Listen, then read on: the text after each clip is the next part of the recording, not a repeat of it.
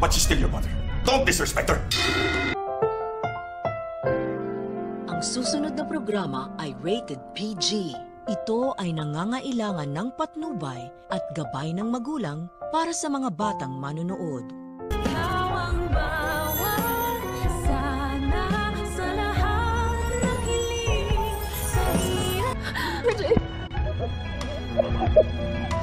Masyado naman yatang obvious ang strategy ng mag-amang Eric at Justin para sa kanilang masamang balak sa Apex. Maisipan kasi ni Eric na kailangan nilang mag-ingat ng kanyang anak upang hindi sila mahalata ni Giselle sa kanilang masamang pakay na paghihiganti nga dito. Sasamantalahin ni Eric ang pagkakataon na muli na namang binabastos ng kanyang anak na si Justin ang kanyang ina na si Giselle. Dahil nang hinagis ni Justin ang binigay na bulaklak ng kanyang nanay, ay papagitna naman itong si Eric at sasawayin si Justin. Pakunwaring pagagalitan ni Eric si Justin at sasabihan niya ito na hindi porket galit siya sa kanyang nanay na si Giselle ay babastusin niya na ito. Kailangan niya pa rin daw irespeto ang kanyang ina dahil nga ito ang nagduwal sa kanya sa mundong ibabaw. Biglang bigla naman si Justin dahil hindi niya inaakala na sasawayin siya ng kanyang ama. Pero eventually ay maunawaan din naman ni Justin ang ginagawang strategy ng kanyang amang si Eric upang hindi nga sila mapaghinalaan ni Giselle sa kanilang balak at maging positibo ang tingin ni Giselle kay Eric habang ginagawa nila ang kanilang plano. Sa kabilang banda, nanumbalik na naman nga ang kinatatakutan nitong si Lynette at ito'y walang iba nga kundi ang isa sa mga tauhan ni Moira na bumihag sa kanya sa kanilang bahay dahil nakita niya nga ito habang sila'y naglalakad ni Diyosa sa kalsada na tila nagpapagaling pa rin sa kanyang pilay na tinamo sa kanyang pakikipagbuno sa mga pulis at kay Carlos. Kaya naman habang nasa restaurant itong si Lynette ay hindi pa rin mawala sa kanyang isipan ang kanyang nakita